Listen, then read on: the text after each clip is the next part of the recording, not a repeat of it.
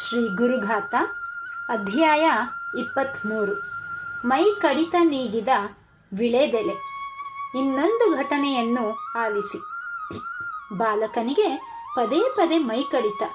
ಆಧುನಿಕ ಔಷಧಿಗಳಿಂದ ಯಾವುದೇ ಪ್ರಯೋಜನವಾಗಲಿಲ್ಲ.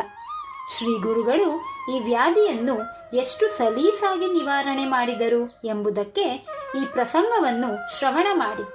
ಜಿಲ್ಲಾ ಕೇಂದ್ರದಲ್ಲಿದ್ದ ಒಂದು ಕುಟುಂಬದ ಬಗೆಗೆ ಗುರುವರ್ಯರು ಬಹಳ ಗೌರವ ಕೊಡುತ್ತಿದ್ದರು.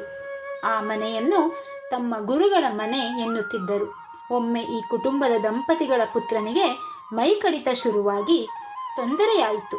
ವೈದ್ಯರು ಸೂಚಿಸಿದ ಔಷಧಿಗಳಿಂದ ಯಾವುದೇ ಪ್ರಯೋಜನವೂ ಆಗಲಿಲ್ಲ. ಬಾಲಕನ ತಂದೆ ಒಂದು ದಿನ ಬಾಲಕನೊಂದಿಗೆ ಗುರುದರ್ಶನಕ್ಕೆ ಹೋದರು. ಗುರುಗಳ ಬಳಿ ಮಾತನಾಡಿ ತಮ್ಮ ಮಗನಿಗೆ ಉಂಟಾಗಿರುವ ಬಾಧೆಯನ್ನು ವಿವರಿಸಿದರು.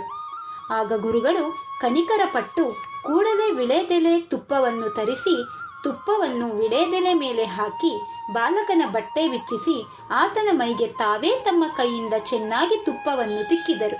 ನಂತರ ಬಟ್ಟೆ ಧರಿಸಲು ಹೇಳಿ ಇನ್ನು ಮನೆಗೆ ಹೋಗಿ ಅದರ ಯೋಚನೆ ಬಿಡಿ ಎಂದರು. ಬಾಲಕನ ಬಾಧೆ ನಿವಾರಣೆಯಾಗಿತ್ತು. ಮತ್ತೆಂದೂ ಮೈ ಕಡಿತದ ಬಾಧೆ ಉಂಟಾಗಲಿಲ್ಲ. ಇದೊಂದು ಘಟನೆ ಕೇಳಿ. ನಿವೃತ್ತ ಅಧಿಕಾರಿಯೊಬ್ಬರು ಬೆನ್ನು ನೋವಿನಿಂದ ತೀವ್ರವಾಗಿ ಸಂಕಟ ಪಡುತ್ತಿದ್ದರು. ಅದನ್ನು ಗುರುನಾಥರು ಪರಿಹರಿಸಿ ಅವರ ಸಂಕಟ ನಿವಾರಣೆ ಮಾಡಿದ್ದು ಹೀಗೆ. ಹಾಸನದ ನಿವೃತ್ತ ಇಂಜಿನಿಯರ್ ಓರ್ವರು ತೀವ್ರತರವಾದ ಬೆನ್ನು ನೋವಿನಿಂದ ತೊಂದರೆ ಪಡುತ್ತಿದ್ದರು. ವೈದ್ಯರು ನೀಡಿದ ಚಿಕಿತ್ಸೆ ಫಲಕಾರಿಯಾಗಲಿಲ್ಲ. ದ್ವಿಚಕ್ರ ವಾಹನ ಓಡಿಸಲು ಸಾಧ್ಯವಾಗದಂತಾಯಿತು. ಹೆಚ್ಚಿನ ಸಮಯ ಮಲಗಿರುವಂತಾಯಿತು. ಆಪರೇಷನ್ ಆಗಲೇಬೇಕು ಎಂದು ವೈದ್ಯರು ಸಲಹೆ ಮಾಡಿದರು. ಆ ಹಂತದಲ್ಲಿ ಹಿತೈಷಿಯೊಬ್ಬರ ಸಲಹೆಯಂತೆ ಅವರು ನಮ್ಮ ಅವಧೂತ ಗುರುಗಳ ದರ್ಶನಕ್ಕೆ ಹೋದರು. ಗುರುಗಳ ದರ್ಶನವಾಯಿತು. ಇವರು ತಮ್ಮ ಸಮಸ್ಯೆಯನ್ನು ಹೇಳಿಕೊಂಡರು. ನೀವು ಚಿಕ್ಕ ವಯಸ್ಸಿನಲ್ಲಿ ಬಾವಿ ನೀರು ತುಂಬಾ ಸೇದುತ್ತಿದ್ದೀರಿ ಅಲ್ಲವೇ ಎಂದು ಕೇಳಿದರು. ಇವರು ಹೌದು ಎಂದರು.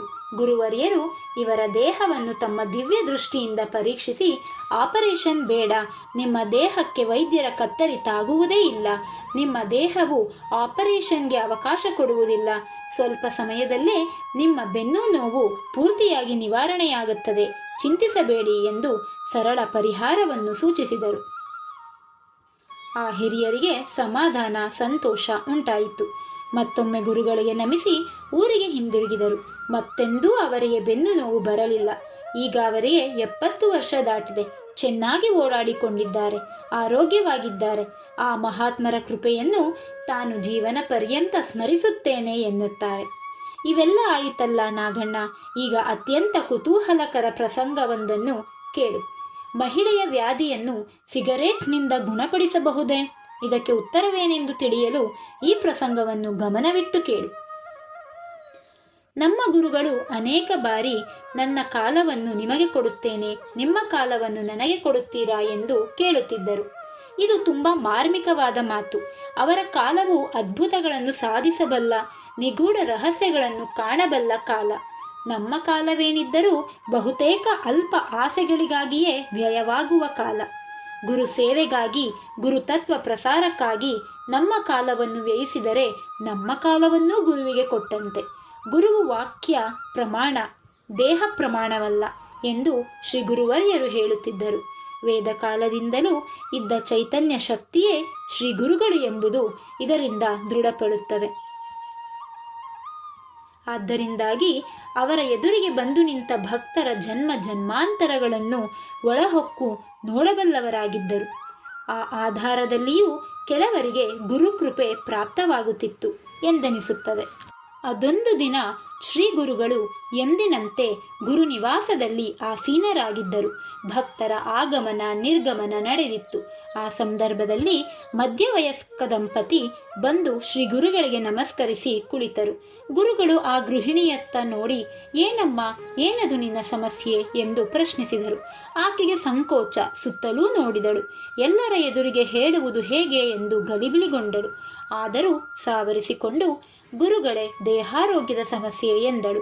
ಶ್ರೀ ಗುರುಗಳು, ಹಾಗಲ್ಲಮ್ಮ, ಸರಿಯಾಗಿ ಹೇಳು. ಇಲ್ಲಿ ಯಾರನ್ನೂ ಬೇರೆಯವರು ಎಂದು ಭಾವಿಸಬೇಡ, ಎಲ್ಲರೂ ಒಂದೇ ಮನೆಯವರಿದ್ದಂತೆ ಎಂದು ನುಡಿದರು. ಆಗ ಆಕೆ ಧೈರ್ಯ ಮಾಡಿ, ಅದು ಮುಟ್ಟಿನ ರಕ್ತಸ್ರಾವದ ಸಮಸ್ಯೆ, ಪದೇ ಪದೇ ರಕ್ತಸ್ರಾವವಾಗುತ್ತಿರುತ್ತದೆ. ಹಲವಾರು ಆಧುನಿಕ ಆಸ್ಪತ್ರೆಗಳಿಗೆಲ್ಲ ಹೋಗಿ ಬಂದಿದ್ದಾಯಿತು. ಯಾವುದೇ ಪ್ರಯೋಜನವೂ ಆಗಲಿಲ್ಲ, ತೊಂದರೆ ತಪ್ಪಲಿಲ್ಲ ಎಂದು ತಲೆಬಾಗಿಸಿ ಕಣ್ಣೀರು ಹಾಕತೊಡಗಿದಳು. ಶ್ರೀ ಗುರುಗಳು ಕ್ಷಣಕಾಲ ಆಕೆಯನ್ನು ದಿಟ್ಟಿಸಿ ನೋಡಿದರು. ನಮಗೆ ಅದು ಕ್ಷಣಕಾಲ, ಆದರೆ ಶ್ರೀ ಗುರುಗಳಿಗೆ ಅದು ನಿಗೂಢಯಾನದ ಕಾಲವಾಗಿತ್ತು. ಅವರು ಆ ಗೃಹಿಣಿಯ ಜನ್ಮಾಂತರದ ಕಾಲಕ್ಕೆ ಹೋಗಿ ಬಂದರು. ಆಕೆಯ ಪತಿಯನ್ನು ಕರೆದು, ನೋಡಿ, ನೀವು ಒಂದು ಅರ್ಧ ಗಂಟೆಗಳ ಕಾಲ ಹೊರಗೆ ಸುತ್ತಾಡಿಕೊಂಡು ಬನ್ನಿ ಎಂದು ಹೇಳಿ ಅಲ್ಲಿದ್ದ ಗುರುಭಕ್ತರೋರ್ವರಿಗೆ, ನೀವು ಇವರನ್ನು ಹೊರಗೆ ಕರೆದುಕೊಂಡು ಹೋಗಿ ಬನ್ನಿ ಎಂದರು. ಅವರಿಬ್ಬರು ಹೊರ ನಡೆದರು. ನಂತರ ಶ್ರೀ ಗುರುಗಳು, ನೋಡಮ್ಮ, ನೀನು ಈಗ ಒಂದು ಕೆಲಸ ಮಾಡಬೇಕಲ್ಲಮ್ಮ ಎಂದು ಹೇಳಿ ಮೆಲುದನಿಯಲ್ಲಿ, ನೀನು ಇಲ್ಲಿ ಹಿತ್ತಲಿನ ಕಡೆಗೆ ಹೋಗಿ ಒಂದು ಸಿಗರೇಟು ಸೇದಿ ಬರಬೇಕು, ಆಗುತ್ತಾ ಎಂದರು. ಆಕೆಗೆ ಆಶ್ಚರ್ಯವೆನಿಸಿತು. ಆದರೂ ಧೈರ್ಯ ತಾಳಿ, ಆಗತ್ತೆ ಗುರುಗಳೇ ಎಂದಳು. ಗುರುಭಕ್ತರೊಬ್ಬರು ಗುರುಗಳ ಸೂಚನೆ ಅರಿತು ಒಂದು ಸಿಗರೇಟ್ ತಂದು ಆಕೆಯನ್ನು ಹಿತ್ತಲಿಗೆ ಕರೆದುಕೊಂಡು ಹೋಗಿ ಸಿಗರೇಟು ಹೊತ್ತಿಸಿಕೊಟ್ಟರು. ಆಕೆ ಅದನ್ನು ತೆಗೆದುಕೊಂಡು ಚೆನ್ನಾಗಿ ಸೇದಿಯೇ ಬಿಟ್ಟಳು. ನಂತರ ಕೈ ಬಾಯಿಯನ್ನು ತೊಳೆದುಕೊಂಡು ಒಳ ಬಂದು ಶ್ರೀ ಗುರುಗಳ ಮುಂದೆ ಕುಳಿತಳು. ಆಕೆ ಸಿಗರೇಟು ಸೇದಿದ್ದು ನೋಡಿ ಸನಿಹದಲ್ಲಿದ್ದ ಯುವಕನಿಗೆ ಆಶ್ಚರ್ಯವಾಯಿತು. ಸಿಗರೇಟ್ ಸೇದುವ ಅನುಭವವಿರುವವರ ಹಾಗೆ ಆಕೆ ಸಿಗರೇಟು ಸೇದಿ ಬಿಟ್ಟಳು. ಈಗ ಆಕೆಯ ಮುಖದಲ್ಲಿ ವಿಲಕ್ಷಣ ಸಮಾಧಾನವಿತ್ತು. ನಂತರ ಗುರುವರಿಯರು, ಆಯ್ತು, ಇನ್ನು ಯೋಚನೆ ಇಲ್ಲ, ಎಲ್ಲ ಸರಿ ಹೋಗುತ್ತೆ, ಚಿಂತಿಸಬೇಡ ಎಂದು ಅಭಯವಿತ್ತರು. ಪತಿ ಪತ್ನಿ ಸ್ವಲ್ಪ ಹೊತ್ತು ಕುಳಿತಿದ್ದು ಇಬ್ಬರೂ ಪ್ರಸಾದ ಸ್ವೀಕರಿಸಿ ಊರಿಗೆ ವಾಪಸ್ಸಾದರು.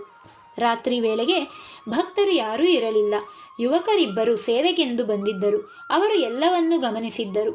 ಇದೆಲ್ಲ ಹೇಗೆ ಸರಿ ಎಂಬ ಪ್ರಶ್ನೆ ಅವರ ತಲೆಯಲ್ಲಿ ಭೂತಾಕಾರ ತಾಳಿ ನಿಂತಿತು.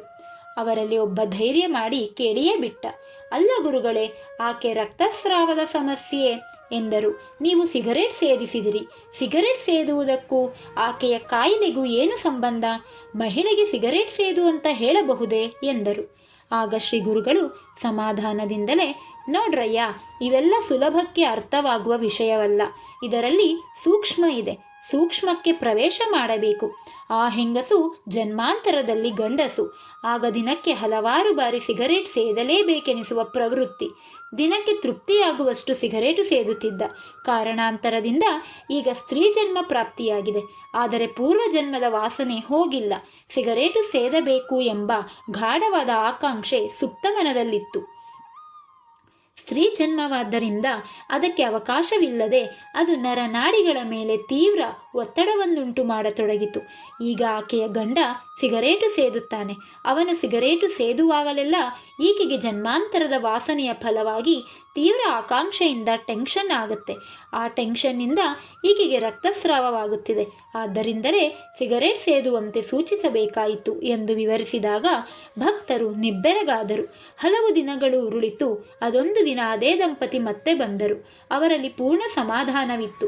ಶ್ರೀ ಗುರುಗಳು ಆಕೆಯನ್ನು ನೋಡಿ, ಈಗ ಹೇಗಿದ್ದೀಯಮ್ಮ ಎಂದಾಗ, ಆಗ ಇಲ್ಲಿಗೆ ಬಂದು ವಾಪಸ್ಸು ಹೋದ ಕೆಲವೇ ದಿನಗಳಲ್ಲಿ ಸಮಸ್ಯೆ ಪರಿಹಾರವಾಯಿತು. ಮತ್ತೆ ಆ ರೀತಿ ರಕ್ತಸ್ರಾವ ಆಗಿಲ್ಲ. ನಾನು ನೆಮ್ಮದಿಯಾಗಿದ್ದೇನೆ. ಎಲ್ಲ ನಿಮ್ಮ ದಯೆ ಗುರುಗಳೇ ಎಂದಳು. ಇನ್ನು ಭಯವಿಲ್ಲ, ಧೈರ್ಯವಾಗಿರು, ಏನೂ ತೊಂದರೆ ಆಗೋದಿಲ್ಲ ಎಂದು ಶ್ರೀ ಗುರುಗಳು ಮತ್ತೊಮ್ಮೆ ಅಭಯವಿತ್ತರು. ಪೂರ್ಣ ಹಸನ್ಮುಖಿಗಳಾಗಿ ಆ ದಂಪತಿ ವಾಪಸ್ಸಾದರು. ಗುರುವರಿಯರು ಮಾತು ಕೊಟ್ಟ ಮೇಲೆ ಭಕ್ತರ ಆ ಸಮಸ್ಯೆ ನಿವಾರಿಸುವವರೆಗೆ ವಿರಮಿಸುತ್ತಿರಲಿಲ್ಲ. ಹಾಗಾಗಿ ಅವರು ಇತ್ತೀಚಿನ ವರ್ಷಗಳಲ್ಲಿ ನಾವು ಕಂಡ ಅಪರೂಪದ ಭಕ್ತೋದ್ಧಾರಕ ಗುರುವರಿಯರಾಗಿದ್ದರು. ಅಂತಹ ದಯಾಸಾಗರ ಗುರುವಿಗೆ ಭಕ್ತಿಪೂರ್ವಕ ಪ್ರಣಾಮಗಳು ಎಂದು ಸ್ವಾಮೀಜಿ ಭಾವಪರವಶರಾದರು. ಇಲ್ಲಿಗೆ 23ನೇ ಅಧ್ಯಾಯವು ಸಂಪೂರ್ಣವಾಯಿತು. ಜೈ ಶ್ರೀ ಗುರುದೇವದತ್ತ. ಸ್ವಾತ್ಮಾ ರಾಮಂ ನಿಜಾನಂದಂ ಶೋಕಮೋಹ ವಿವರ್ಜಿತಂ ಸ್ಮರಾಮಿ ಮನಸಾ ನಿತ್ಯಂ ಶ್ರೀ ವೆಂಕಟಾಚಲದೇಶಿಕಂ.